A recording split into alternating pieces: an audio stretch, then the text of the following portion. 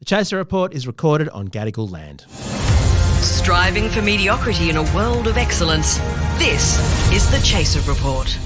Hello and welcome to the Chaser Report with Dom and Charles. Hello, Charles. I feel so sorry for you. Why? Because you don't have any daughters. I have 2 daughters. You have no daughters. That means I have a potential 2 Matildas in my family. Unfortunately, they will have my genes, so there's no chance of them ever being good at sport.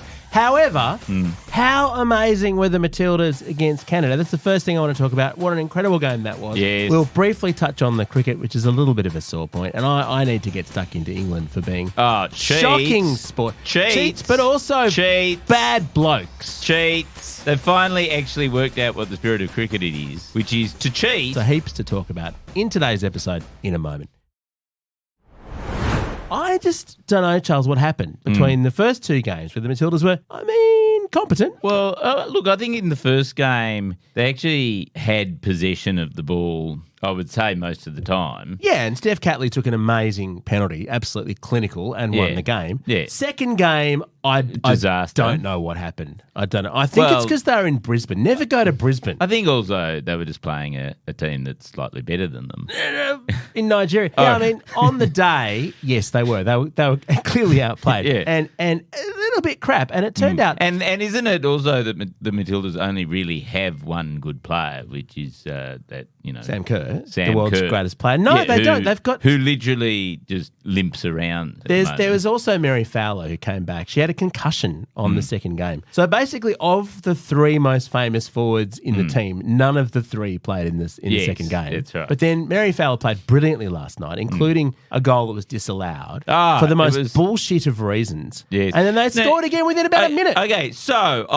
whenever anyone ever scores when I'm watching soccer, which is only ever during World Cup, I only watch soccer during the World Cup, I have a joke where I go, no, offside. Right, because it's always offside, right? And then during that goal that was then disallowed because it was offside, I didn't even bother making the joke because I just saw it was so clearly not offside. I won't even bother making this joke. And it was offside. I don't even understand. How is that offside? How are you not allowed to get near the goal? And shit, what a fucking stupid game. I am a certified soccer referee. Oh, really? I am. When we were at school, I did it so I could, ref on the weekends. Oh, so you didn't stuff. have to actually No, play. I played. I did it for the most pathetic reason. I wanted to get a thing called house colours, even though I was in the worst. I was in the worst sporting team every time, and I worked out if I did referee, I'd get, which is kind of a joke because I was the shittest person at sport in our year. Anyway, so I know the offside rule pretty well, and I think you have to be a pedantic arsehole to call that offside. Like her back foot dragged a little bit. It was admittedly a sort of Johnny Bairstow-esque level of foot drag that was on there.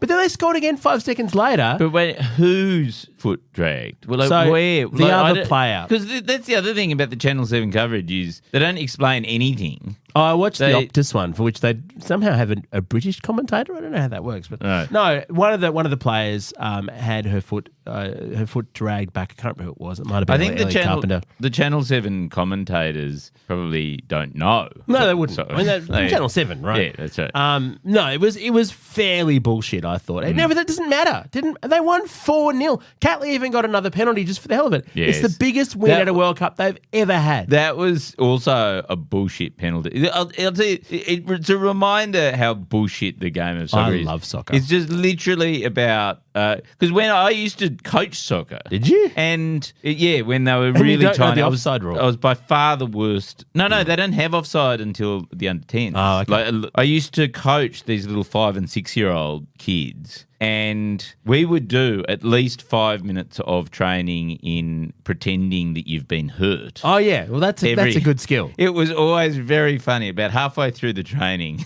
you'd get all these. You'd say, that. okay, so pretend that somebody's kicked you, even though they haven't, and roll around in complete agony. And it was really fun. And there'd always be other people like looking from other parts of the field, like other teams. And they're going, what the hell? It's like foul training. You need that. You know what they've started doing now, which I like though, which is they often replay those moments in super slow-mo on the big screen. Oh, and so there's like a name There's and a shame. shame. Like, if it's clear that the defender went nowhere near you, But you get outed. there was one where last night where the Canadian, right near the goal, I think it was the one where it was disallowed, right? She was writhing around in agony. I swear the stretcher came out to take her off, because That's her part of leg. the theatre. Yeah. And then literally 2 minutes later, she was running back onto the field. Like, it's just, there should be some sort of, like, if you overact that much, you got to be at least 20 minutes off the field or something. Yeah, actually, that wouldn't be a bad move. Oh, my leg. Oh, my, oh, God. Sorry. Darcy. Everyone. Get your studs out. Dom is not going to be able to participate in the rest of this podcast. How could you send him off, Rev? Send him. I'm fine. That's fine. And look, it was great. I tried after the game. Talk about a fair weather fan. I spent fully 45 minutes trying to get tickets to the next game, which is in Sydney on Monday at the Olympic Stadium. It's sold. 80,000 people sold out. I'm still going to try and get in, but I'm going tonight. To watch the massive battle between France and Jamaica. Right. So that you got Jamaica, and then you've got the French people who Jamaica up all their injuries. So that will be interesting. That'll be fun. I'm going to go to that. But no, I want my daughters to be Matilda. I'm not going to. They don't both have to be. Just one of them. I must say, my interest in soccer only extends as far as Australia is playing. Yeah, but the good news is now that women's soccer is so big, there are 2 World Cups that Australia can pay attention to for 5 minutes and then give up the rest of the time. Oh, the women's pisses all over the men's because the men's always lose. So. Yes. No, I was at the World Cup game where went the furthest we've ever got in the men's World Cup, which was in a place called Kaiserslautern in 2006, when Australia did incredibly well, got through the second round for the first time. Yes. And Italy cheated, basically, took it away from us, and we fucked it. And that was just heartbreaking. So, yeah, forget the men's game. Forget men's sport. I mean, the Ashes. We'll just talk about the Ashes. Talking of cheating. Because I'm women's sport all the way now. Because we won the women's Ashes, right? Like, it's 1-1. Mind you, like, the Australian cricket team is so far ahead of every other women's cricket team in the world that, It was actually almost close this time, the women's Ashes, for the first time in living memory. But no,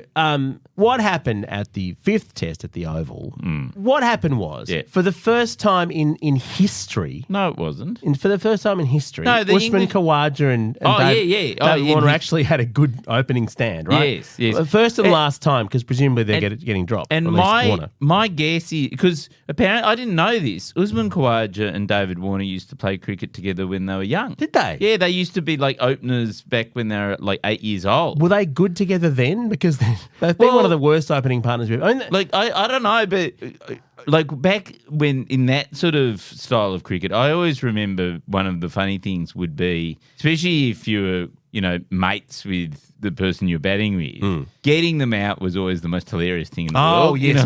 Maybe that's what it is. Maybe they've got a contest that started at the age of 8 to run the other one out or something. Exactly. But no, look, they've had a shocking series essentially as a pair. They just don't stay in, except for the most important test. Like only one Australian team has ever scored more than 400 innings, 400 in their final innings to win an Ashes test in England. It happened many years ago, and they were looking like becoming the second. And then what happened was England changed the ball. Yes. England changed the ball. They do that, I think, pretty much every game. They constantly beg for a new ball. And because the quote-unquote rules in England, there's 2 things. First of all, the balls are all handmade, right? So some of them don't even work. Like they're the sort of sewing that you or I would do to make a cricket ball. It's because it's called the Duke's ball. Does that mean it's an old-fashioned and antiquated and stupid ball? Yes, it's a completely stupid... because it's got a kind of royal name. As if Prince Harry had put his mind to making cricket balls. Yes. Or something. I mean, that would be more useful than what he does, but yeah. But the rule is, it's not like in Australia where you've got this briefcase of balls and like there's a ball for every type of over that's been bowled. This one's been bowled for 19 overs. This one's been bowled for 20 overs, right? And it's very scientific. Instead, it's like, here's a briefcase of balls. Yeah. Pick the one that's going to take you a wicket when you cheat. Yeah, but it's the umpires who choose the ball, and the umpires are just fucking cheats. Like, well, that's the thing. It's supposed to be similar. Like, the rules are still the same. It's supposed to be as close as possible. But none of the balls are in any way like that ball was far harder. They estimated that it's seen, and I think they did study, like the television worked out, it moved twice as far. Yes. And so Kawaja and Warner got out straight away. Yes. Mind you, it's entropy. de rigueur. Yeah. it's normality reasserting itself. Yeah, exactly. So, it was certainly for Warner. So that was bullshit. Yeah, that was bullshit. The catch. Then Ben Stokes, I can't remember who. Steve Smith. It was Steve Smith. Yeah. Yeah. And so Ben Stokes, he sort of reaches up, he grabs the ball. Very impressive and reflex. then immediately drops it, right? And just drops it, right? I mean, he brings his arm down. His arm scuffs against his leg, and he drops the ball. Yeah. And which I've done. It's just a complete drop. Like, I was watching it, and it was like, oh, that's a pity that he dropped the ball because that was a real chance, right? And then it was clear on his face that he knew he'd dropped the ball. Like, he dropped the World Cup. He looked like Herschel Gibbs. Really ashamed. Even though it wasn't the World Cup. He looked totally ashamed. Yes, he was embarrassed. Yes. It was just a ridiculous thing to do. And then there was a sort of huddle amongst the British cheats, and they decided, oh, well, we should review it anyway on the off chance that reality doesn't exist or something. I loved the review, actually. I really enjoyed that because the first question was, had Smith touched the ball? And everyone thought that he hadn't. What? But it had. It caught a little bit of glove. Everyone knew that it caught his But the theory was glove. that the umpire had thought that he hadn't even touched it. So it caught a little bit of glove. That was clear. Yeah. And then Stokes caught it. And the umpire was like, he's caught it. And then it looked as though he was about to give it out. And then the frames kept playing. The umpire didn't even realise that there was an issue of whether he controlled the ball. Oh, right. And then as he clearly doesn't control the ball on its way down, the umpire goes, oh, no, the ball's not under control. Not out. Yeah. And it was very enjoyable, I must say. But he clearly knew. He clearly appealed knowing, like he did exactly the thing that, 2 or 3 test matches ago, Ben Stokes said was against the spirit of cricket. Now, at the time, we all went, no, the spirit of cricket is to appeal everything and to fucking win against your opponent, right? So it would be hypocritical of us to say that this is against the spirit of cricket. Sure. And I think this is true. I think that Ben Stokes has finally discovered the spirit of cricket, which is to try and fucking cheat your way to victory. But welcome aboard, Ben. The point is that you can't because you're too shit and you lost the Ashes anyway because even though you drew the series, we already had the Ashes, so you can fuck off. They're ours. They're our Ashes. You need to bring them back. Yeah. So it was a little bit sad. I thought we'd get there, and I feel for Steve Smith particularly, who for the last several times in this series has basically had to tonk a bit because he's run out of partners. And so he, I think, would have got a century, he's already got 2 centuries. He's already had 3 centuries at the Oval. He would have got number 4 if the others had stuck around. So that was a shame. The Chaser Report. More news, less often. Look, I think this opens up a very big question mark over Australian sport. Yes. Which is, should we stop paying men to play sport? Well, I think what we need for the next men's Ashes is on merit, half women in the team. Just give them the spot. And they know how to win. That's the thing. They crushed England. Yes. We haven't beaten England in a series. In fact, it's a weird little bit of trivia. For the past couple of decades, neither team has been able to beat the other away. And so, we drew the series. We nearly got rid of that hoodie, but we didn't at the last minute. Yeah, right. So we've drawn a few series in England, but I think you've got to go back to the Steve Waugh days. Yeah, for when we just actually won a series over there. Because he was such a cunt. Now, spirit of cricket. Now, how far are we into this podcast? Do we need to? Should we save the scoop for the next one? No, there's nothing. There's been no work ever done in this podcast. There's nothing interesting in this podcast. We're just men talking about sport. I know. This is a terrible podcast. All right. Well, people are 15 minutes. But Charles, do you want to save your scoop for a time when you're not already 15 minutes into the podcast? We should at least come up with something funny to say. Just with us talking as though we were at the pub, basically. Yeah. That's all right. That's what most podcasts are, aren't they? Okay.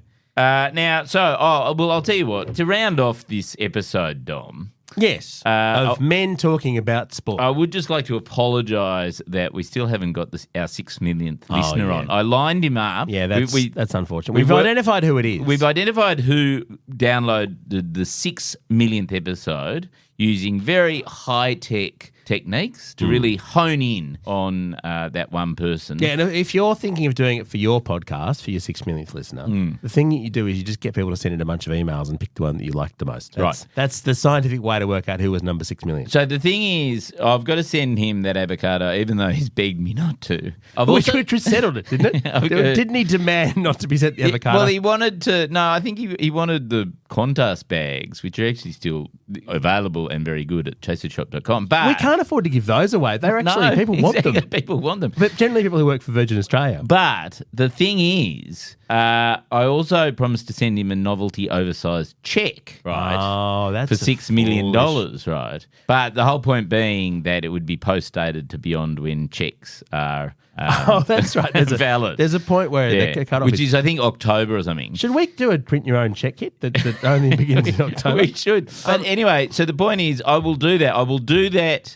This is my commitment to the podcast. I'm just saying it now that I will, this afternoon, I'm going to ring up the 6 millionth lister. We will get him on air. We'll have a chat to him, what it's like. Yeah, the honour. The honour and the momentousness. But also, I want to get, for social media, I want to get a photo of him standing with his novelty oversized check. Do you want to know something crazy? So we may actually not broadcast that episode until sort of next week. Needs a bit of prep, but we haven't forgotten about it. Do you want to know something remarkable? What? We're at 6.1. I know. The 7th million person isn't going to be far away. So it could be, you keep listening, people. Yeah. You could get a historical oversized check. Should we go order a few? It'll definitely be before the end of the year. Yeah, we'll go past 7 million. So, just keep this going. For some reason, people keep listening to this podcast. It's an accidental juggernaut. I don't know. No. I don't know how this is possible. Yeah. So, and it's going to be even more. I don't know. You can't see because this is an audio medium. But we are sitting in the middle of a construction zone because we're building a new studio. There's just mess everywhere. Yeah. But once we get it working, we'll be able to do little videos of it. And the other plan for this podcast is what we're going to do is every time there's a really breaking tragedy that needs to be mocked, like a submersible. I can't believe you said that. Charles is going to be here on his own, destroying his career in real time. What we will be able to do is we'll be able to run into the studio, set up a video live stream because we've got a couple of cameras and things. We're going to broadcast and we'll for reals. We'll record the podcast live as just way too soon. Maybe we should have a special the too soon edition. Yeah. Does that mean that are we going to stream it in such a way that anyone can listen to it? Like if you're a defamation lawyer, can you listen in live, or have people got to can we find a way of making people promise not to sue us if they listen in? Yeah, no, we do. We've got the live streaming audio through Triton, but we've just cancelled our contract with Triton. Yeah, we will work out the. Yeah, you're right. Well, probably put it on. You do it on Twitch, and you can do it on Twitch and YouTube, and you can do them all at once. Instagram. You can do it on Discord. You can also do. I mean, we've got OBS. We've got we've got all the equipment to do it everywhere. So if only we had the content. No, but it will be possible. Yeah. Maybe we'll get Craig to come in and make a cameo so people actually pay attention to him. He can come in and just lecture us about our lifestyles. Yes. We were actually hanging out with Craig last week. This is just the very end of the podcast. We're hanging out with Craig, and I brought a water bottle, and I thought very carefully about his judgment, right? Yeah. And so I got a water bottle that said on it 100% biodegradable. I thought, it's fine. I'm bringing a disposable water bottle. And he just looked at it and went, that's not biodegradable. And he took photos of it. Wow. Yeah. He's going to use it as evidence. He's going to use it as evidence for something. Yeah. So I felt disgusting. I felt like a piece of shit, which is normally how I feel when I compare myself with Craig. Have you composted your plastic bottle yet? No, it's just going to degrade itself. It's currently sitting in my office along with a collection of many other biodegradable plastic bottles. We should totally do a science experiment and see how long it takes and prove Craig wrong. That could be another podcast. That would be very enjoyable. Prove Craig wrong. It's taken 25 years to try. Yeah. The war in support of waste. That's right. Waste. We actually should do that. We should contact all the polluters and ask if they'll fund us to make a series giving the balanced side to defend waste. Coming soon. To Sky News. They'll set up a channel for us. Can you actually pitch it? Let's write a letter to Sky News today pitching that series. Yes. I really want to make it. Okay, we'll do that. Our gear is from Road with part of the Iconoclast Network, and our bottles are clearly not biodegradable. See ya.